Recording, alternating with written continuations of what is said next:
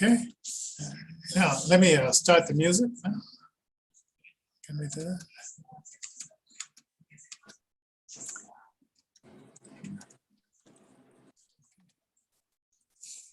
Okay. And I think,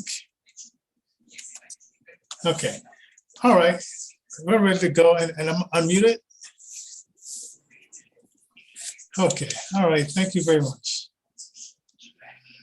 All right. Thank you. All right. All right.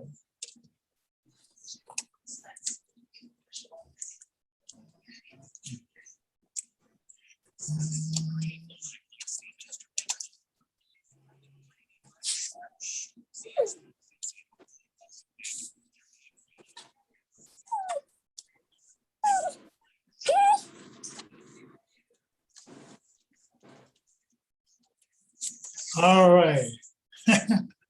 We are live and in person and all that kind of stuff. Sounds like a good plan to me. I don't hear any music, but Oh, well, he probably made a mistake and he didn't get the audio part, but it is what it is. It is what it is. Wow. So anyway, I keep getting these notifications from Twitch. Oh, you know what I put up as a topic? That video you sent me about cackling. oh, I yeah. I watched that. I watched that, and yeah, it was pretty interesting. So I thought that would be a topic, and I also changed some other things. We do interview bands, so I just said music, entertainment, politics, music, entertainment, and blind and disabled issues for the description. Sweet. And then I just change some things around, tweeting stuff. And so there you go. We have it set.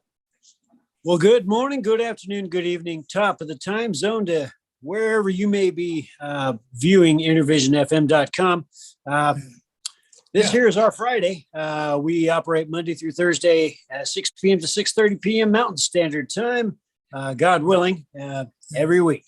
Oh, I gotta mention this. I told you it was somebody with a different language. Yeah. Well, they were from Switzerland. So I figure if we allow the Democrats to look at our bank accounts, IRS at $10,000, which that could be $10,000 for within like a year. Right. We could hide our money over in Switzerland. Now that we have a listener from Switzerland, or viewer from Switzerland. I'll get Swiss bank accounts. Those are very expensive. Those are very expensive to have. Wow. But that is a possibility, I suppose. Yeah. Or go to the what is it called? The not the finance. It's another type of that's not hooked up with the banks. It's right on the tip of my tongue. It's another place where you can put your money in. Oh God, Alex, you got everything. Other than the bank, there's like a financial service you can put your money in. Well, pretty much all financial institutions are looking at getting hit. That includes credit unions. Credit unions. Credit unions too? Oh, okay. Yeah. I thought we could switch over there. Yeah, that does include credit unions. That does include your PayPals, your Venmos, your net spends, things like this. It's all going to be locked down. Interesting enough, there is not anything much in there just yet, from what I can find. Now, I could be wrong, but perhaps it might be a good possibility if one invests into cryptocurrency. Certain of these companies, though, unfortunately or fortunately, whichever, they offer their own virtual wallet. So if you invest into cryptocurrency with your Cash Apps and your Venmos and things like that, you'll find that they have a virtual wallet that you can use to put your cryptocurrency in. But virtual wallets are not limited to the virtual wallets provided by the financial institution or bank. that's a really interesting topic, and I don't know, Yeah. perhaps we'll cover that later. Yeah, yeah. Now But you yeah, have some topics you want to bring up, uh, other than the Harris's one. What was one of those topics? uh, Because well, I didn't get it's the other not- one. I just got the Harris one. oh, okay. Uh, well, a few days ago, I ran into a video where they have unearthed, and this has been apparently done a few years ago, because this is at a uh, at a park, basically in or near Jerusalem, where they unearthed some temples and things like that, where they might have found uh, the name of Jesus in their mosaics, in the caves, and some of the different things in this synagogue that this guy and his wife were going to look at some of the archaeological finds. Wow. Okay. Quite interesting, really. And the guy brings up a point. Hey, it could be just a name of a guy similar, because Jesus was a pretty common name back in the day, Yeshua. Mhm. So Yeshua was used all the way up through at least the 6th or 8th century, depending on who you talk to. And so, it's fairly common. In fact, even in the New Testament, there were a couple of folks also named Jesus. There was a gentleman called Bar Jesus, and things like that. So it was one of those interesting kind of deals. Did they really find evidence of Jesus of Nazareth? Well, this guy stopped short of saying, well, yeah, we found that it was definitely Jesus of Nazareth that they were talking about here. Was it a few years ago they said they found like the clothing, the wrap, Yeah. and it was some kind of impressions of who that someone that who might have been Jesus or something like that. What happened to that? I mean, it came and then I didn't hear any more talk about it. Well, the interesting thing about the Shroud of Turin was the idea that it recorded via impression into the material the outline of Jesus's body. So they did some carbon dating, and there was a big hubbub about how old it really was. Some carbon dating measures only put it at a couple of 100 years old. Others put it at millions of years old. Carbon 14 dating, notably, has come a long way since they have found the Shroud of Turin. It is enshrined in a museum. And I just can't remember where in the heck they put it. It's probably somewhere in Rome, I would imagine. I couldn't say, so don't hold me to it. But yeah, it's interesting because there are all kinds of archaeological finds that people are coming across that really all but prove that Jesus Christ exists. Now, I don't need proof. I'm good with my faith, but some folks, dig on the fact that maybe they found the Ark of the Covenant, or other people dig on the fact that maybe they found pieces of Noah's Ark. Other people dig on the fact that this gentleman and his wife went to that synagogue near Jerusalem and found this the inscriptions of the name of Jesus, whether it be Yeshua, the Messiah, Yeshua HaMashiach, or whether it not be. I don't know, but it is interesting. In fact, in my mid-20s, as I was going to college, it was probably a couple of years right after I met you, Johnny. I was hanging out with an archaeological type of guy. I mean, he went on a bunch of digs and things like that. Mhm. And, back in the day, when he would come back into town, we'd, sit around over some beer and figure out what the heck he found. And I remember one time he swore up and down he found some leg bones and he found a pelvis bone. He found all these bones, huge bones, huge, human, but huge. So he's like, I found giants. I found the Nephilim, the half angel, half human hybrid. I found him. I mean, and this guy was all but drummed out of the archaeological society. I don't know what you want to call it, but he was all but drummed out of it. Now, obviously, over the last 20 odd years, this guy and others have been proven correct that, they're finding big giant bones of big giant humans, man. And they just don't know. It's difficult to say where they came from. And as a matter of fact, there have been military reports which have come out over the last number of years where folks have found living evidence of these huge giant creatures, and they actually have come out on different of your podcasts that basically or radio shows that investigate the paranormal or other things like this. And so they went ahead and they told stories, that kind of thing. Very fascinating. Very fascinating. I don't know what to say about all that. What do you think, Johnny?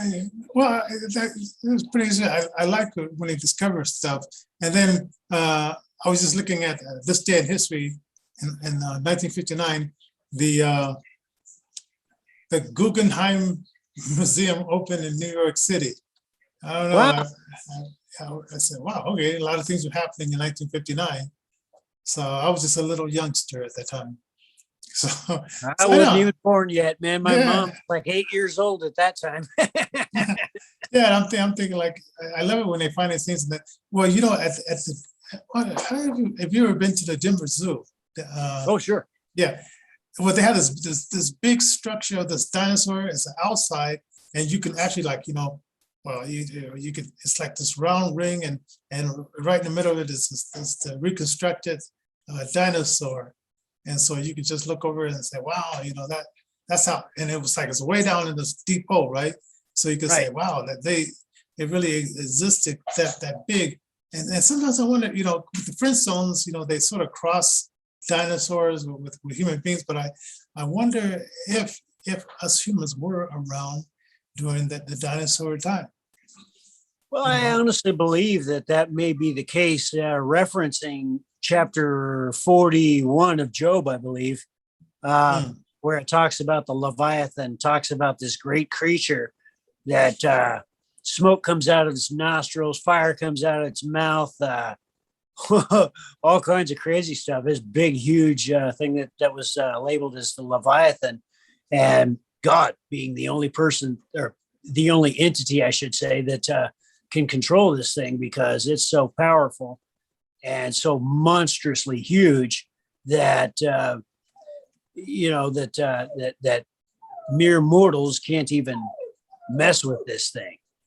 Yeah, I mean, I don't know. That would have been good. And of course, like the remnants of that are like crocodiles, alligators. Right. Yep.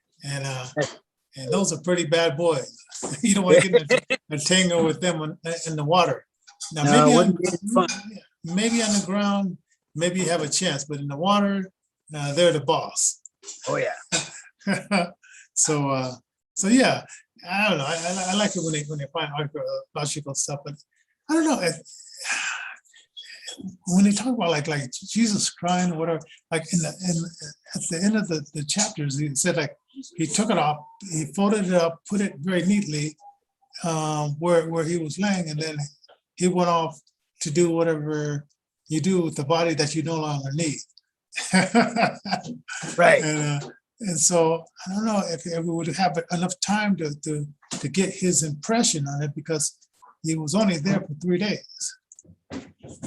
It's interesting, the idea being that the transmogrification of his dead body, when his body was literally taken up into heaven and he was resurrected and then sent back here to kind of do his 40-day ministry and that kind of thing until he was taken up for good.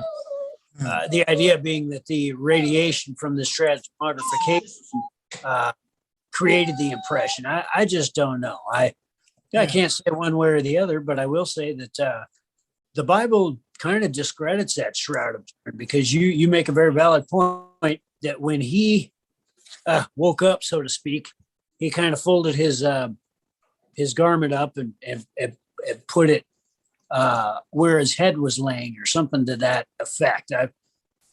I'll have to look into that further. It's quite interesting. Yeah. Hey, and everybody, if you got your ballots, we started filling out ones, and I just listened to this guy on this talk show, which I'm going to call him when we finish our show. I was thinking like, maybe we should call him while we're on the show, because he got it totally wrong. He was saying that it was this tax on the marijuana, and he was saying, well, I think they should tax it so much that that we just get all the money out, and it doesn't matter if they go to illegal source. But he doesn't know that the nuance of the bill, which I wonder how many other people like him, knowing that this is this after school program is just a money laundering shuffle by the Democrats, where they our Democratic mayor will appoint the people for this after school program. They'll pick out the crony nonprofits that they want to be a part of it, and you as a parent, you can't if you have a homeschool, you can't use the money towards a homeschool. You have to use one of their nonprofits for the after school program, and then these cronies can pick their predecessors after they leave, and so that just keeps another way that Democrats can launder money to do whatever they're going to do. And this talk show host, it's like when I heard him, not knowing the nuance of it, I'm thinking like, maybe there's a lot of other people that don't know the nuance. So if you live in Colorado, that's the nuance of the 119 marijuana 5% increase, is to put more money in Democrats and their buddies' pockets, just like the road home with Hickenlooper didn't get any homeless people off the streets. It just put more money in the cronies' pockets. So that's absolutely right. That's a very interesting point too, because back a few years ago, Colorado had a $160 million surplus that they couldn't touch because marijuana is still federally illegal, still a Schedule I controlled substance. However, say 3 or 4 years ago, when marijuana started to become a publicly traded stock, then they started looking at legalizing it on a federal basis, because I think we're up to 20 some odd states that have marijuana legal for either medical or recreational purposes, or both. And just last year, as a matter of fact, before the election, while President 45, Donald John Trump, was still in office, one of the final things to go ahead and pass certain bills and do whatever, there were stipulations dealing with that very thing. In fact, they had actually put forth a bill to go ahead and federally legalize. It did not go through. But now that the Democrats have total control, at least for now, until November of 2022, you could very well see full federal legalization in the next year or two. Who knows? And also, I had to bring across one more point. I just heard this morning. I thought about it. Okay, they're coming off the 3.5 trillion and bringing it down to like 1.9 trillion or something to that effect. Anytime they put something out there, like they put one of these social programs, and then you as a voter keep calling the congressman and say, no, you don't want this at all. Because once it's there, as the Obama fiasco, the Obamacare, then you say, okay, we can now get rid of it. And then as you see with that Obamacare, no, we didn't get rid of it. We had the numbers to get rid of it, but it's still here.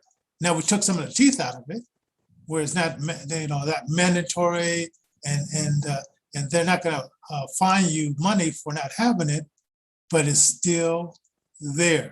So don't let these people pass anything whatsoever, thinking that we'll get it, we'll get Republicans in there in 2022, and then they'll reverse it, because a lot of these rhino Republicans, and some of them you don't know that they're wolves wearing sheep clothing until after the fact. Don't let them pass that at all. Keep the pressure up on your Republicans. Keep the pressure up. If you're a Democrat and you have any kind of conscience at all, keep the pressure up.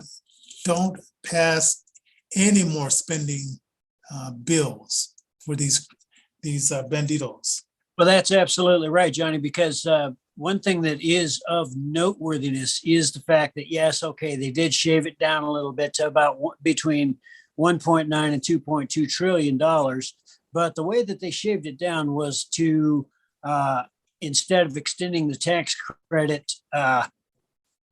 through 2024, 2025, something like that, they just went ahead and extended it through the end of 2022. So if you're experiencing the benefit of getting a child tax credit, do be aware that they're going to go ahead and cut that by the end of next year. They've also gone ahead and shaved off the hearing and vision piece of the Medicare provision. So they did keep the dental in there, but they were not able to go ahead and also pass the hearing and vision type stuff. So hearing aids are still going to cost $6,000 or upwards of $6,000. Oh, those have always been expensive. Yeah. Yeah. So, it is interesting the way that they cut things and the way that they try to shave things down. Well, let's just